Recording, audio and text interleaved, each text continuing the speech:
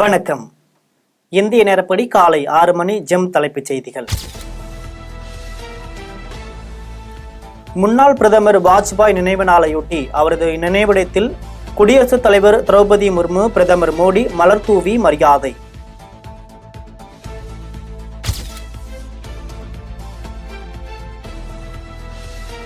வங்கதேசத்தில் சிறுபான்மையினர்கள் மீது தாக்குதல். பிரதமர் நரேந்திர மோடியுடன் வங்கதேச இடைக்கால அரசின் தலைமை ஆலோசகர் முகமது யூனிஸ் தொலைபேசியில் ஆலோசனை.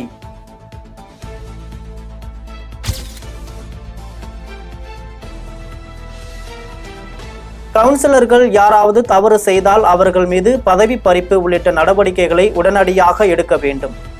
திமுக மாவட்ட செயலாளர்கள் கூட்டத்தில் முதலமைச்சர் மு க ஸ்டாலின் அறிவுறுத்தல்.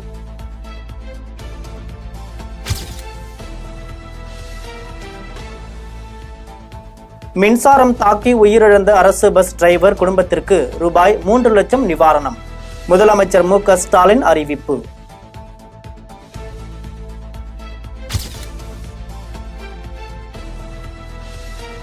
அத்திக்கடவு அவிநாசி திட்டம் இன்று தொடங்கி வைக்கிறார் முதலமைச்சர் மு க ஸ்டாலின்.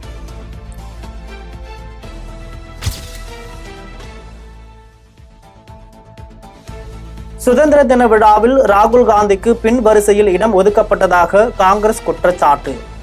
ஒலிம்பிக்கில் பதக்கம் வென்றவர்களுக்கு இடங்கள் ஒதுக்கப்பட்டதால் ராகுல் மற்றும் சில மத்திய அமைச்சர்களின் இடம் மாற்றப்பட்டதாக பாதுகாப்புத்துறை விளக்கம்.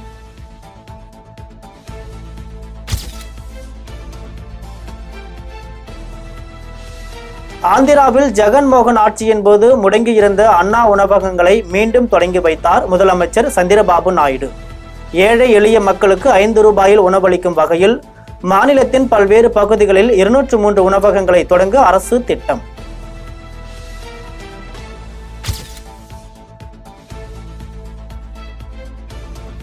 கொல்கத்தாவில் பயிற்சி பெண் மருத்துவர் பாலியல் வன்புணர்வு செய்யப்பட்டு கொலை செய்யப்பட்டதை கண்டித்து திமுக எம்பி கனிமொழி சமூக வலைதள பதிவு கூட போடவில்லை என பாஜக நிர்வாகியும் நடிகையுமான குஷ்பு கேள்வி. வெஸ்ட் பெங்கால் எங்கே போயிட்டு இருக்கு?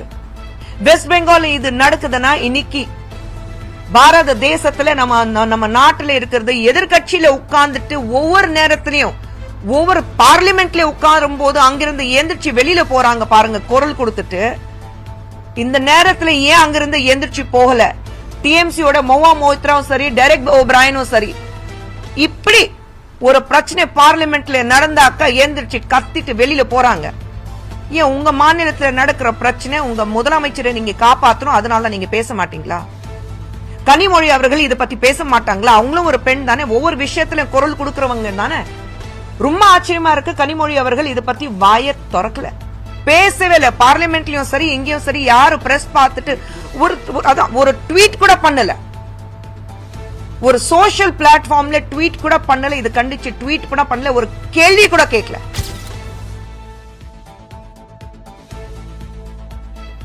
திருமாவளவனின் 62வது பிறந்தநாள் விழா. மேடையில் கானா பாடலை பாடி அனைவரையும் ஆட்டம் போட வைத்த சிறுமி. கைத்தட்டி பாராட்டிய திருமாவளவன்.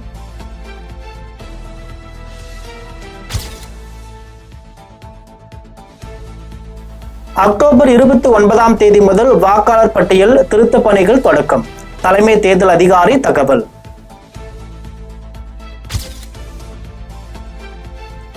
கலைஞர் கருணாநிதி உருவம் பொறித்த 100 ரூபாய் நாணயத்தை வெளியிடும் மத்திய அரசுக்கு நன்றி தெரிவித்து திமுக மாவட்ட செயலாளர்கள் கூட்டத்தில் தீர்மானம்.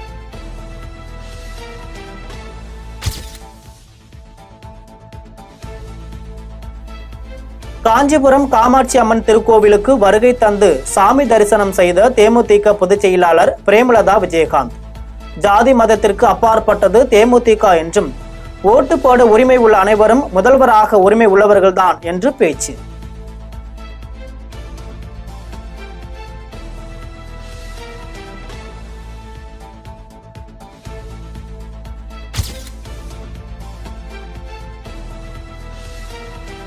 மருத்துவர்கள் மருத்துவ பணியாளர்கள் மீது தாக்குதல் நடத்தினால் காவல்துறையில் புகார் அளித்து 6 மணி நேரத்திற்குள் வழக்கு பதிவு செய்யப்பட வேண்டும். மீறினால் மருத்துவமனை நிர்வாகங்களே பொறுப்பு என மத்திய சுகாதாரத்துறை அமைச்சகம் உத்தரவு.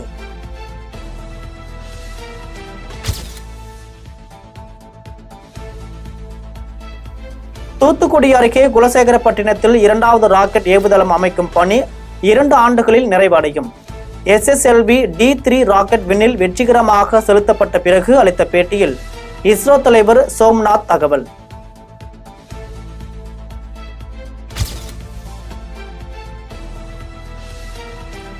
திருவள்ளூர் மாவட்டம் காக்கலூரில் உள்ள டாஸ்மாக் கிடங்கில் வைக்கப்பட்டிருந்த சுமார் 10 லட்சம் ரூபாய் மதிப்பிலான மது பாட்டில்கள் மாயம். மாவட்ட டாஸ்மாக் மேலாளர் ரேணுகா தலைமையில் அதிகாரிகள் ஆய்வு.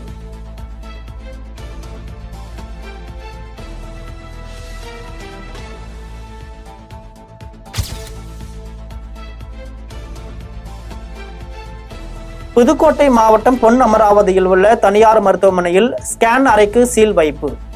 கருவில் உள்ள சிசுவின் பாலினத்தை கண்டறிந்து கூறி கரு கலைப்பில் ஈடுபட்டதாக குற்றச்சாட்டு எழுந்த நிலையில் நடவடிக்கை.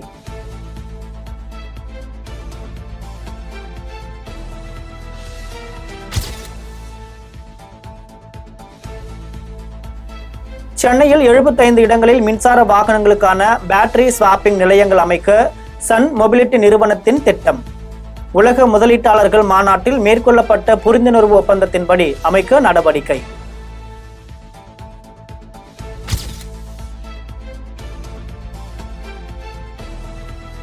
பாம்பன் புதிய ரயில் பாலத்தில் இறுதிக்கட்ட பணிகள் தீவிரம். அந்தரத்தில் நடைபெறும் பணிகளை ஆர்வத்துடன் பார்த்த சுற்றுலா பயணிகள்.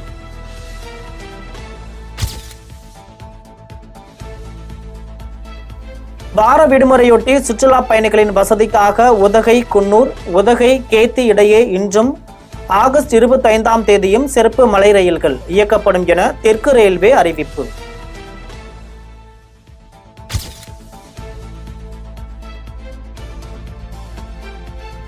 குற்றாலத்தில் 4 நாட்களுக்கு சாரல் விழா.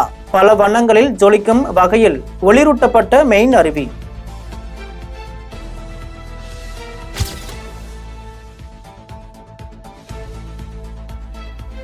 முன்னூற்று ரத்து செய்யப்பட்ட பின் முதன்முறையாக ஜம்மு காஷ்மீரில் 3 கட்டங்களாக சட்டசபை தேர்தல். பதிவான வாக்குகள் அக்டோபர் 4ஆம் தேதி எண்ணப்பட்டு முடிவுகள் அறிவிக்கப்படும் என அறிவிப்பு.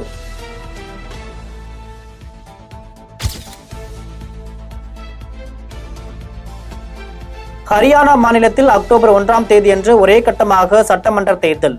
வாக்கு எண்ணிக்கை அக்டோபர் 4ஆம் தேதி நடைபெறும் என தலைமை தேர்தல் ஆணையர் அறிவிப்பு.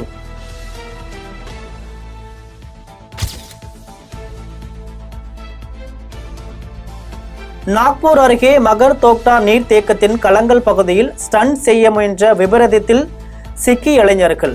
தடையை மீறி கலங்கல் சுவற்றின் மீது ஏறியவர் நீர்த்தேக்கத்திற்குள் வழுக்கி விழுந்து உயிரிழப்பு.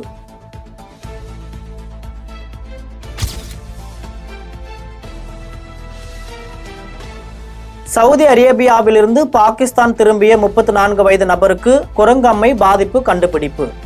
பாதிக்கப்பட்ட நபருடன் விமானத்தில் பயணித்தவர்கள் மற்றும் குடும்பத்தினரை சோதனைக்கு உட்படுத்த நடவடிக்கை.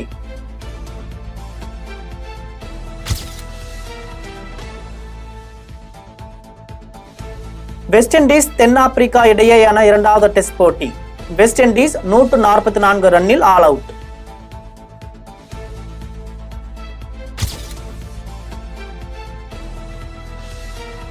பொன்னியின் செல்வன் 1 படத்திற்கு சிறந்த பின்னணி இசைக்கான தேசிய விருது வென்ற இசைப்புயல் AR ரஹ்மானுக்கு வாழ்த்து தெரிவித்த நடிகர் தனுஷ்.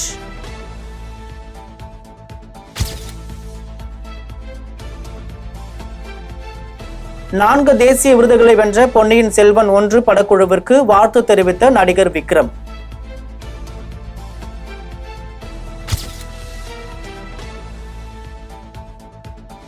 (2022) ஆண்டின் சிறந்த சண்டை காட்சிக்கான தேசிய விருதை வென்றது KGF 2 திரைப்படம்.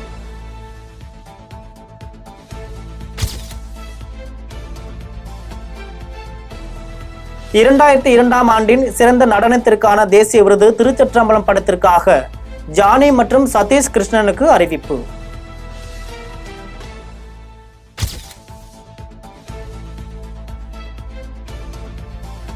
(2022) ஆண்டின் சிறந்த நடிகைக்கான தேசிய விருது திருச்சிற்றம்பலம் படத்தில் நடித்த நித்யா மேனனுக்கு அறிவிப்பு.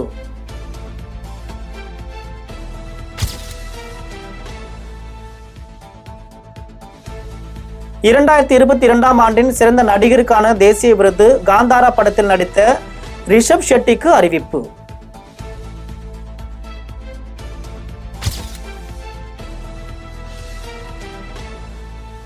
ஸ்ரீ ஆதி பராசக்தி அம்மன் கோவிலில் 1500க்கும் மேற்பட்ட பெண்கள் பங்கேற்ற பால்குட ஊர்வலம். அம்மன் பக்தகாளி வேடம் அணிந்து மேளதாளங்கள் முழங்க ஊர்வலமாக எடுத்து செல்லப்பட்டு அம்மனுக்கு அபிஷேகம்.